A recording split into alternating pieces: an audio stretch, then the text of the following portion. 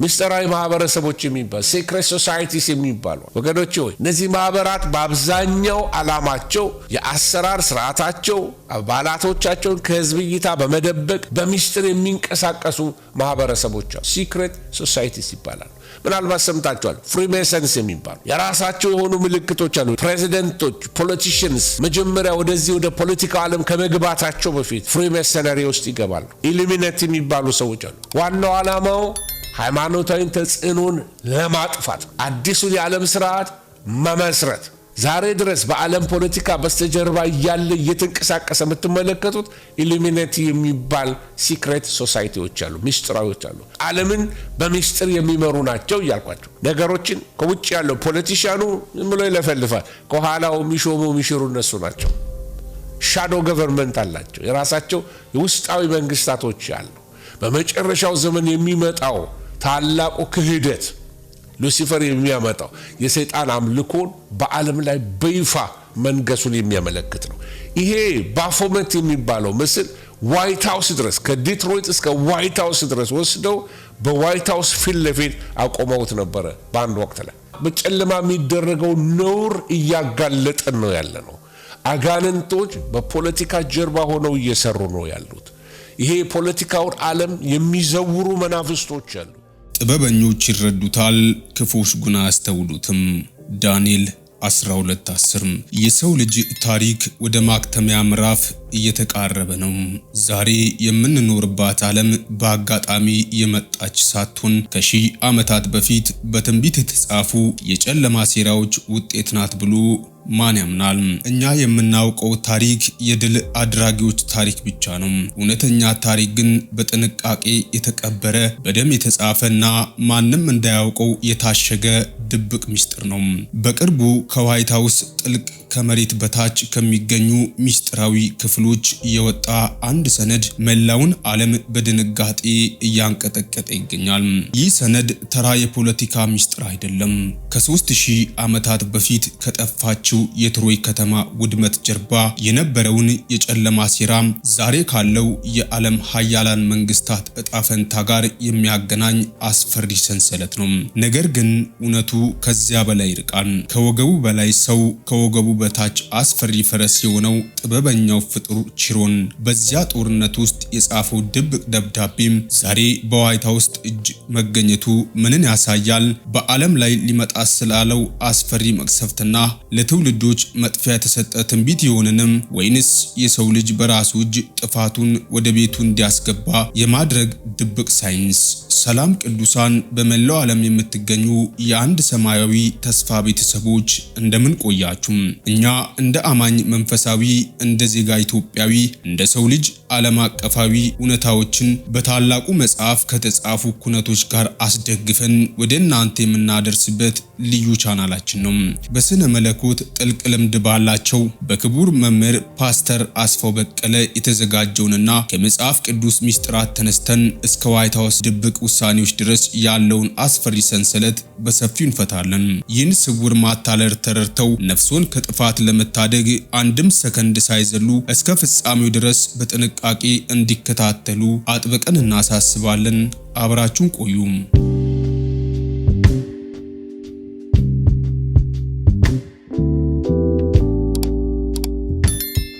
በግሪክ አፈታሪክ ቺሮን የዋና ጥበበኛ ተደርጎ ይሳላል።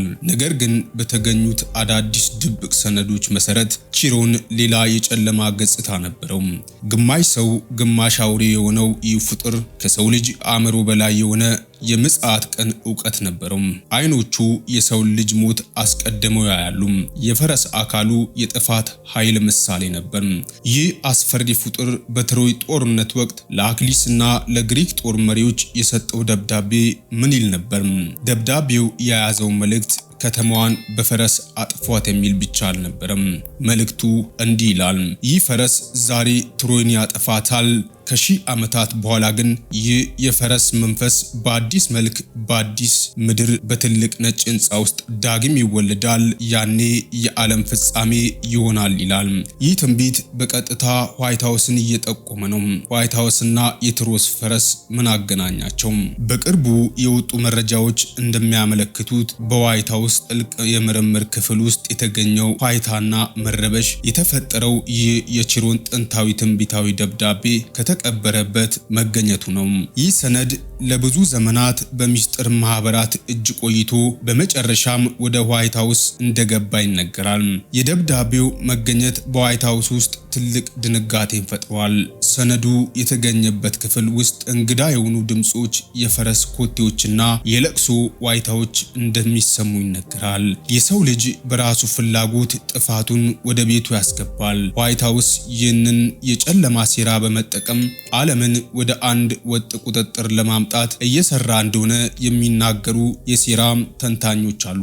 የቺሮን አስፈሪ ገጽታ የሚያሳየው የሰው ልጅ አእምሮአዊ ብልሃትን ከአውሬው ጭካኔ ጋር በማቀናጀት ዓለምን የመግዛት ድብቅ ፍላጎት ነው። ይህ በዋይት ሃውስ የተገኘው የቺሮን ድብቅ ደብዳቤ የሰው ልጅ የመጨረሻ ማስጠንቀቂያ ነው። የትሮይ ውድመት በድጋሜ በትልቁ የዓለም መድረክ ላይ ሊደገም ተቃርቧል። የቺሮን አስፈሪ ገጽታ፣ የፈረሱ ኮቴ ድምጽና ከዋይት ሃውስ የወጣው ዋይታ ሁላችን እንድንነቃ ይነግረናል። በስጦታ ስም የሚመጡትን የጨለማ ሴራዎች በጥንቃቄ ካልመረመርን እኛም እንደ ትሮይ ህዝቦች ሳናውቀው የገዛ ጥፋታችንን ወደ ሀገራችንና ወደ ቤታችን እያስገባል ሊሆን ይችላል። ቅዱስ መጽሐፍ ስለ መጨረሻው ዘመን መንግስታት ሲናገር በሰዎች ስም ሳይሆን በአራዊት መልክ የሚገልጻቸው። ዳንኤል በምዕራፍ 7 ላይ 4 ታላላቅ አራዊትን አየም። የመጨረሻው አውሬ የሚያስፈራና የሚያስደነግጥ እጅግም የበረታ ነበር ይላል። ይህ በአፈ ታሪክ ውስጥ ካለው የቺሮን ባህሪ ጋር በእጅጉ ይመሳሰላል። ግማሽ ሰው ግማሽ ፈረስ የሆነው ቺሮን የሁለትዮሽ ተፈጥሮ ምሳሌ ነው። ከወገብ በላይ ያለው የሰውን አካል የሰውን ልጅ ከፍተኛ ጥበብ፣ ሳይንስ፣ ቴክኖሎጂና ዲፕሎማሲ ሲወክል፣ ከወገብ በታች ያለው የፈረስ አካል ግን አውራዊ ጭካኔን፣ ቁጥጥርንና ጦርነትን ያመለክታል። ዮሐንስ በራእይ ሌላ ፈረስ ወጣ፣ እርሱም ቀይ ነበረ፣ በምድር ላይ ካሉት ሰላምን ይወስድ ዘንድ ታላቅ ሰይፍ ተሰጠው ይላል። ይህ የፈረስ መንፈስ ዛሬ በዓለም ኃያላን ላይ አድሯል። በትሮይ ታሪክ ውስጥ ትልቅ ስህተት ምን ነበረ? ጠላት በግልጽ መጥቶ ግንቡን አልሰበረውም። ይልቁኑ ትሮናውያን የገዛ ግንባቸውን አፍርሰው ፈረሱን በገዛ እጃቸው ወደ ከተማቸው አስገቡት። መጽሐፍ ቅዱስ ስለዚህ አይነቱ ማታለል ምን እንደሚነግረን ሰላምና ደህንነት ነው ሲሉ ያን ጊዜ ጥፋት ድንገት ይመጣባቸዋል ይላል። አንደኛ ተሰሎንቄ 5:3። ቺሮን ለአክሊስ በሰጠው ድብቅ መመሪያ መሰረት የትሮይ ፈረስ የተሰራው ለሰላም መታሰቢያ ተብሎ ነበር። ዛሬስ የዓለም መሪዎች ወደኛ እያስገቡት ያለው የዘመኑ የትሮይ ፈረስ ምንድነው? ለድህነታችሁ ነው? ለኢኮኖሚ እድገት ነው? ዓለምን ከአየር ንብረት ለውጥ ለመታደግ ነው እየተባሉ የሚወጡ አዳዲስ ዓለም አቀፍ ህጎችና ቴክኖሎጂዎች የትሮይ ፈረሶች ናቸው። የሰው ልጅ በራሱ ፍቃድ ነፃነቱን አሳልፎ እንዲሰጥና የአውሬውን ስርዓት ወደ ቤቱ እንዲያስገባ እየተደረገ ነው። መሪዎች ፈገግ እያሉ የጥፋት መርዝ ይጋግሩልናል። መጽሐፍ ቅዱስ ስለ መጨረሻው ዘመን የፖለቲካና የሃይማኖት ውህደት ምስጢራዊ መጽሐፍ ቅዱስ ስለ መጨረሻው ዘመን የፖለቲካና የሃይማኖት ውህደት ምስጢራዊቷ ባቢሎን በማለት ይጠራታል። ይህች ባቢሎን የምድር ነገስታት ከእርሷ ጋር የሴሰኑባት ናት። የዛሬ የዓለም መሪዎች በአደባባይ እርስ በርስ የሚጣሉ ቢመስሉም ከበስተጀርባ ግን በአንድ ምስጢራዊ ምክር ቤት ይመራሉ። ልክ እንደ ጥንቱ የቺሮን የጥበብ ትምህርት ቤት የዓለም መሪዎች ወደ አንድ ወጥ ቁጥጥር እየገሰገሱ ነው። ይህ የዳንኤል ትንቢት ፍጻሜ ነው። መንግስቱም በምድር ላይ ያለውን ሁሉ ይበላል፣ ይረግጠውማል፣ ያደቀውማል። ዳንኤል 7:23 ቺሮን ግማሽ ፈረስ መሆኑ የሚያሳየው ይህንን ዓለም የመርገጥ ኃይል ነው። የዓለም መሪዎች የሰው ልጅን መብት ረግጠው በዲጂታል ሰንሰለት ለመቆለፍ የቺሮንን የጨለማ ሳይንስ በተግባር እየተረጎሙት ይገኛሉ። ቅዱስ ጳውሎስ ለተሰሎንቄ ሰዎች በጻፈው መልእክት ላይ ስለ መጨረሻው ዘመን አስፈሪ እውነት እንዲህ ይላል። እውነትን ስላልወደዱ ማታለልን ያምኑ ዘንድ እግዚአብሔር የሐሰትን አሰራር ይልክባቸዋል ይላል። ይላል። የቺሮን ፈረስ የዚህ ታላቅ ሐሰት ምልክት ነው። የዓለም መሪዎች ሊመጣ ላለው ታላቅ ቀውስ ምድርን እያዘጋጇት ነው። ኢኮኖሚው ሲፈርስ፣ ጦርነት ሲፋፋም፣ ህዝቡ ዋይታና ለቅሶ ውስጥ ሲገባ መሪዎቹ መድኃኒት ይዘን መጣን ይላሉ። ነገር ግን ያ መድኃኒት ራሱ የትሮይ ፈረስ ሆኖ ያጠፋናል። ቅዱሳን ታሪክ ራሱን ይደግማል። በትሮይ ጦርነት ወቅት ደብዳቤውን የሰጠው ቺሮን ዛሬ በምስጢር ማህበራቱ በኩል ለዓለም መሪዎች መመሪያን አስተላልፏል። ይህ መመሪያ የሰው ልጅ የመጨረሻ ነጻነት ገፎ ለአውሬው ስርዓት ማስገዛት ነው። ይህንን ሁሉ አስፈሪ ምስጢር የነገርኳችሁ እንድትፈሩ አይደለም፣ እንድትነቁ እንጂ። የቺሮን ፈረስ እየገሰገሰ ነው። የትሮይ ሴራ በደጃችን ደርሷል። የዓለም መሪዎች የጥፋቱን አዋጅ አጽድቀዋል። ነገር ግን የሰማይና የምድር ጌታ ከሁሉ በላይ ነው። እንግዲህ ዘመኑን እያወቃችሁ አሁን ከእንቅልፍ የምትነቁበት ሰዓት እንደደረሰ ወቁ። የዓለም መሪዎች የሚያዘጋጁትን የሽንገላ ሰላም አትመኑ። የቴክኖሎጂውንና የፖለቲካውን የትሮይ ፈረስ በጥንቃቄ አስተውሉ። እውነቱ በመጽሐፍ ቅዱስ ውስጥ ተጽፏል። አይኖቻችሁን ከምድር መሪዎች ላይ አንሱና ወደ ሰማዩ ንጉስ አቅኑ። ምስጢራዊ ማህበረሰቦች የሚባሉ ሴክሬት ሶሳይቲስ የሚባሉ ወገኖች ሆይ ይሄ ከታሪክ ከፖለቲካ ከመጽሐፍ ቅዱስ ትንቢት ከብዙ አንጻር በጣም የሚያነጋግር ነው። እነዚህ ማህበራት በአብዛኛው ዓላማቸው የአሰራር ስርዓታቸው አባላቶቻቸውን ከህዝብ እይታ በመደበቅ በሚስጥር የሚንቀሳቀሱ ማህበረሰቦች አሉ። ሲክሬት ሶሳይቲስ ይባላሉ። ምናልባት ሰምታችኋል። ፍሪሜሰንስ የሚባሉ እነዚህ የድንጋይ ጠራቢዎች የነበሩ ማህበር እና አሁን ግን በዓለም አቀፍ ደረጃ ትልቅ ተጽዕኖ ያላቸው ሰዎች ናቸው። ይሄ በጣም ጸሎት የእናንተም ጸሎት ያስፈልገኛል። መንፈስ ይቆጣል፣ አጋንንቶች ይቆጣሉ። ኤክስፖዝ እነዚህን ነገሮች ስናደርጋቸው የራሳቸው የሆኑ ምልክቶች አሉ። ሌላ ጊዜ ያሳያችኋለሁ። እና የተለያየ አለ 33ኛ ደረጃ እንደዚህ አይነት ደረጃ ዲግሪ ያላቸው እና ፕሬዚደንቶች ፖለቲሽንስ መጀመሪያ ወደዚህ ወደ ፖለቲካው ዓለም ከመግባታቸው በፊት ፍሪሜሰነሪ ውስጥ ይገባሉ። ኢሉሚናቲ የሚባሉ ሰዎች አሉ። ወደ ውስጥ አልገባም። አንዳንድ ጊዜ ኢትዮጵያ ላይ ጥራዝ ነቀጠቅ የሆነ ትምህርቶች እሰማለሁኝ። በማያውቁት የሚናገሩ ሰዎች አሉ፣ ሳይመረምሩ ማለቴ ነው። ኢሉሚናቲ በ1776 የተመሰረተ ማህበር 17ኛው ክፍለ ዘመን ዋናው ዓላማው ሃይማኖታዊ ተጽዕኖን ለማጥፋት አዲሱን የዓለም ስርዓት መመስረት። ይሄ ጥንት የጀመሩት ነው። ስለዚህ በዛ ዘመን ዛሬ ድረስ በዓለም ፖለቲካ በስተጀርባ እያለ እየተንቀሳቀሰ የምትመለከቱት ኢሉሚናቲ የሚባል ሲክሬት ሶሳይቲዎች አሉ፣ ሚስጥራዊዎች አሉ።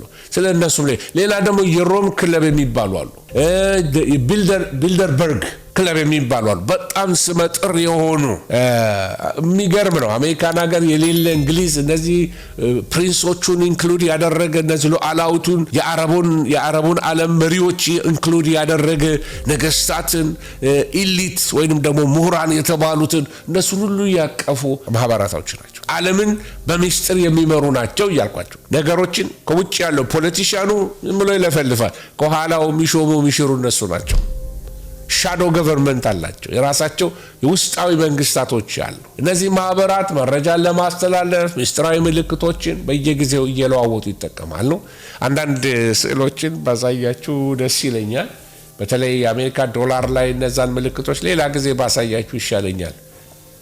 ተመልከቱት። አሜሪካ ዶላር ላይ ያለው ይሄ በምስጢራዊ ማህበረሰቦችና እነዚህ ሲክሬት ሶሳይቲዎች በፊት የሰሩት ነው። እነዚህ የምትመለከቱት በአሜሪካ ዶላር ላይ ያለ ምልክት ነው። ከላይ ያለውን ተመልከቱ። እዚህ ጋር ስዕሉ ላይ ከታያችሁ አይነት ትታያችኋለች። በፒራሚዱ ጫፍ ላይ ያለ ፒራሚዱ ላይ ተመልከቷት። እሷን ትመለከታላችሁ አይደለም? እና እነዚህ ከላይ ይሄ የተሰራው በ1770 ምናምን ላይ ነው አስቧል። እና ከግራና ከላይ የተጻፈው አኑስ ምናምን የላቲን ቃል ነው እዛ ላይ የምትመለከቱት። እና በብራቸው ላይ የጻፏቸው ሚስጥራቶች አሉ። ይሄ ሁሉን የሚያይ ኦል ሲንግ አይ ወይንም አይ ኦፍ ፕሮቪደንስ ይላሉ። ለነሱ ይሄ የብርሃን ወይንም ከፍተኛ ኢሊት የሆኑ የእውቀት ምልክት ነው። ፒራሚዱ አናት ላይ ተንጠልጥሎ መቀመጡ ዓለምን የሚቆጣጠሩ ጥቂት ቁንጮች በዛ እንዳሉ በቃ ጥቂት ኢሊት የተባሉ ሰዎች እንዳሉ እነዛን ለማሳየትም ነው። በውስጡ የአውሬው መንግስት ሰርቬይላንስ በቃ መቆጣጠሪያ አንዱ ኢሜጅ እንደሆነ ትመለከታላችሁ። ከዛ ውስጥ አንዱ ቴክኖሎጂ ነው። ካሜራዎች አንዱ የጸረ ክርስቶስ መጠቀሚያ ይሆናሉ እና ሌሎች ምልክቶች አሏቸው። እነዚህ ባለ ሁለት ራስ ያለው አሞራ በስተቀኝ በኩል ስትመለከቱት ትመለከታላችሁ። እነዚህ ፍሪሜሰኖች የሚጠቀሙበት ነው። ዶላሮቻቸው ላይ ሳንቲሞቻቸው ላይ ትመለከታላችሁ እና ይሄ ምልክት በከፍተኛ ፍሪሜሰን ደረጃው 32ኛ እና 33ኛ ዲግሪ ላይ ያሉ የሚጠቀሙበት ነው። አንዱ ራስ ወደ ምስራቅ ሌላው ራስ ወደ ምዕራብ የሚመለከት ነው። በዓለም ፖለቲካና ሃይማኖት ላይ ያላቸውን ቁጥጥር ለማሳየት ነው። ትንቢታዊ እንድምታ አለው። ዓለምን በሁለት ጎራ በምስራቅና በምዕራብ በመክፈል ግጭት በመፍጠር ጦርነቶች በማስነሳት ግዛታቸውን ዓለም አቀፍ መንግስትን የማምጣት ስልት አላቸው ማለት ነው። አልፎ ይህንንም ምልክት ይጠቀማሉ። ባፎሜት ይባላል። ይሄ ሰይጣን አምልኮ የሚጠቀሙበት ነው። የሲክሬት ሶሳይቲዎች እና ዓለምን የሚገዛው ምን አይነት መንፈስ እንደሆነ እንድታዩልኝ ፈልጌ ነው። ይሄ ባለ 5 ማዕዘን ኮከብ እና ወደ ታች ሲዘግጥ የሰይጣን አምልኮ ምልክት ነው። ፔንታግራም ይባላል። የአጋንንት የሉሲፈር አምልኮ ነው። ስለዚህ የሰው ልጆችን መለኮታዊነት ክዶ ወደ ቁሳዊና ስጋዊ ምኞት መውረዳቸውን ለማሳየት ነው። በመጨረሻው ዘመን የሚመጣው ታላቁ ክህደት ሉሲፈር የሚያመጣው የሰይጣን አምልኮን በዓለም ላይ በይፋ መንገሱን የሚያመለክት ነው። ይሄ ባፎሜት የሚባለው ምስል ዋይት ሃውስ ድረስ ከዲትሮይት እስከ ዋይት ሃውስ ድረስ ወስደው በዋይት ሃውስ ፊት ለፊት አቆመውት ነበረ በአንድ ወቅት ላይ። ይሄ ምልክት ያላችሁ ሄክሳግራም ብዙ ጊዜ የዴቪድ ስታር ይመስለናል። የሰለሞን ሄክሳግራም ይባላል እና ወይንም ኮምፓስ ብለው ይጠሩታል። አንዳንድ ጊዜ በፍሪሜሰን ውስጥ ያለ ነው እና ውስጡ ጂ አይነት ምልክት ትመለከታላችሁ። ጂኦሜትሪ ወይንም ግሬት አርኪቴክት ኦፍ ዘ ዩኒቨርስ። ይሄ ግሬት አርኪቴክት ወይንም ደግሞ ታላቁ መሐንዲስ ብለው የሚጠሩት እግዚአብሔርን ሳይሆን ሌላ አካል ነው እና ትንቢታዊ እንድምታ አለው። እውነተኛውን ፈጣሪ በሌላ የመተካት ነው። እነዚህ ምልክቶች በይፋ ይታያሉ። አሁን ስውሮች አይደሉም ወገኖች። የሰውን አእምሮ ፕሮግራም እያደረጉት ነው። በዚህ ኤሪያ ላይ ወደፊት እንነጋገርበታለን። ነገር ግን አንድ ነገር እነግራችኋለሁ። God is in control። እግዚአብሔር ከሁሉ ይበልጣል። እግዚአብሔር ሁሉን የሚቆጣጠር አምላክ ነው። በጨለማ የሚደረገው ነውር እያጋለጠን ነው ያለ ነው። አጋንንቶች በፖለቲካ ጀርባ ሆነው እየሰሩ ነው ያሉት። ይሄ ፖለቲካውን ዓለም የሚዘውሩ መናፍስቶች አሉ። ለሀገራችን መሪዎች ልትጸልዩ ያስፈልጋችኋል። ለዓለም መሪዎች፣ ለምንኖርበት አገር መሪዎች ልንጸልይላቸው ይገባል። በከፍታ ስፍራ የሚገለጡ አለቆችና ስልጣናቶች አሉ። ልንቃወማቸው ያስፈልጋል። ማጸልይ ቤተክርስቲያን አደጋ ውስጥ ትገባለች። ሌሎችንም በእኛ ስንፍና ብዙዎችን አደጋ ውስጥ እንከታቸዋለን ወገኖች። በአሜሪካን ዶላሮች ላይ እነዚህ ምልክቶችን ትመለከታቸዋላችሁ። እያንዳንዳቸው ትርጉም አላቸው። እኔ ዛሬ አልነግራችሁም ወደ እያንዳንዳቸው፣ ግን ከኋላ ያለ የመንፈስ አሰራሮችን ሌላ ጊዜ እንመለከታለን። እግዚአብሔር አሸናፊ ነው ወገኖች። የመከራው ዘመን እየቀረበን ያለው፣ የንጉሱ መምጣት እየቀረበን ያለው፣ ብዙ የጨለማ ኃይላት እየተገለጡ ይመጣሉ። አይታችኋል። ሰዎች ሪሰንትሊ አይደለም ብዙ አመታት በፓስተራል አገልግሎት ውስጥ ብዙ አመት ኖር ያለው ሰዎች የአእምሮ በሽታ ሊጀምራቸው ሲል የሚሉት ነገር አለ። ይከታተሉኛል፣ በኮምፒውተር ይቆጣጠሩኛል፣ ድምጽ ይሰማኛል። ስኪዞፍሬኒያ ድምጽ ያሰማል። ሜንታል ኢልነስ እንደዛ ሊፈጥር ይችላል። ግን ተመሳሳይ በሁሉ ሀገር ያሉ ሰዎች በኮምፒውተር ይቆጣጠሩኛል፣ ይከታተሉኛል፣ እንደዚህ እያሉ የሚናገሩት ነገሮች አሉ። ይሄ ነገር ደግሞ ቀድሞ ያልነበረ ነው። አሁን ነው እየበዛ ይመጣው። ስሙ ወገኖች ሆይ እነሱ ልክ ናቸው ልክ አይደሉም እላችሁ፣ ግን በጣም በሜንታል ላይ እየተሰራ ነው ያለው። በህፃናት ምንድነው ይሄ የሚወጉት ነገር ላይ እየሰሩበት ነው ያሉት። አጋንንቶች በብዙ መንገድ ምድርን ኢንቨስት እያደረጉ ነው ያሉት። ሞኞች አይደሉም፣ እየተዘጋጁ ነው ያሉት ለታላቁ ግድያ፣ ለታላቁ እልቂት፣ ለታላቁ እርድ እየተዘጋጁ ነው ያሉት ወገኖች። እኔና እናንተ ደግሞ ድንገት ድንገት ከሰማይ መለከት ይነፋል። ድንገት ጌታችን ኢየሱስ ክርስቶስ ግድቡን እንዲልደው ብድግ አድርጎ ልጆቹን ያወጣቸዋል። ድንገት ጌታ ልጆቹን ይወስዳል። እንዳልፋችሁ ስትጸልዩ ትጉ። እንዳልፋችሁ ኮሚትመንታችሁን አድሱ። ሕይወታችሁን አስተካክሉ። ከጌታ ጋር ተጣበቁ። ማናቸውም ንግርቶች ከእናንተ ላይ ይመጡ። ቤተ ክርስቲያንን የሚዋጉ፣ ጸሎትን የሚዋጉ፣ የቅዱሳንን ኅብረት የሚዋጉ ሰዎች ወደ እግዚአብሔር ቤት እንዳይመጡ፣ ወደ ወንጌል እንዳይመጡ ስም የሚያጠለሹ አይታችኋል። ኮንስፓይሬሲው ካህናቶች ሳይቀሩ ፓስተሮች ሳይቀሩ ቤተ ክርስቲያንን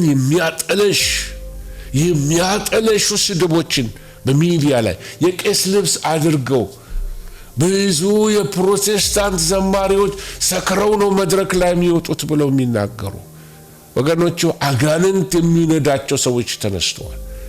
ወንጌል እንዳይሰማ ካፋችን እንድንሸማቀቅ ወንጌልን እንዳንናገር ጥቂት አመፀኞች ባደረጉት ነገር ተሆል የወንጌል መልእክተኞች እንዲሰደቡ የሚያደርግ ይሄንን መንፈስ እግዚአብሔር ይገስጸው። ይሄ የተቀነባበረ የጥልቁ ሥራ እንደሆነ ወቁልላችሁ ነው። አጋንንቶች ፓስተሮችን ባክስላይድ እንዲያረጉ ስም አጥፊ እንዲሆኑ እንዲያረጓቸው ነው። የካህን ልብስ እየለበሱ በየሚዲያው እንዲያዋርዱ ካህናቶች ቆብ ያደረጉ ሌላ እምነት ውስጥ ያሉ ሁሉ ፕሮቴስታንቲዝምን የወንጌልን ስብከት መዳን በጸጋው የሚለውን ነገር ማጠልሸት የአጋንንቶች ተልእኮ እንደሆነ እንድታውቁ። በጣም ብዙ ጊዜ ዝም ብለናል። አሁን ግን ዝም አንልም። ዝም ያነቅዛል አለ አንድ ሰው። ዝም ያነቅዛል። we can speak up against the works of the enemy። በጠላት ስራ ላይ ስራውን እናፈርሳለን። እንደ ሰው ልማድ ብንመላለስ እንደ ሰው ልማድ አንዋጋም። የጦር ዕቃችን ሥጋዊ አይደለምና በወንጌል ላይ የሚነሳ በኢየሱስ ስም የተጠረገ ይሁን። የጨለማ መንጋ የተጠረገ ይሁን። ሚዲያውን የሚቆጣጠር የጨለማ መንጋ የተመታ ይሁን።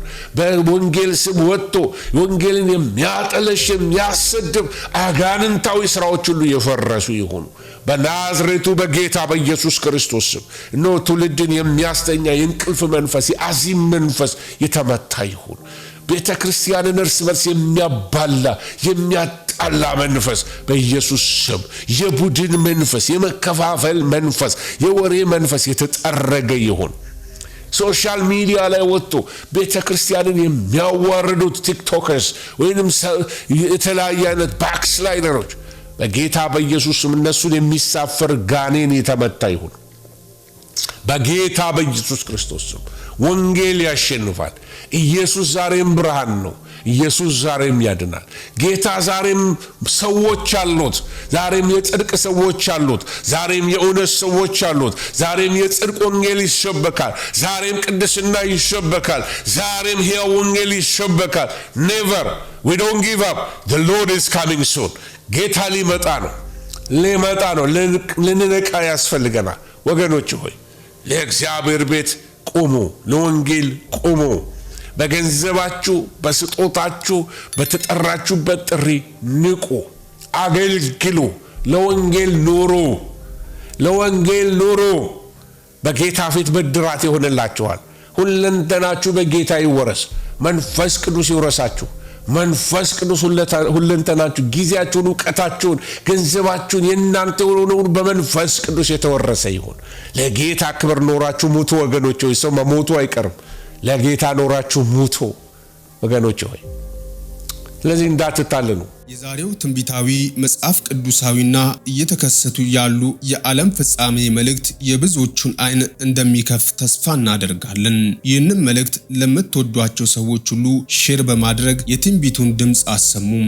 ሐሳባችሁንና መንፈሳዊ ግንዛቤያችሁን በኮመንት አስፍሩልን። ለቻናላችን አዲስ ከሆናችሁ ሰብስክራይብ ማድረጋችሁን አትርሱም።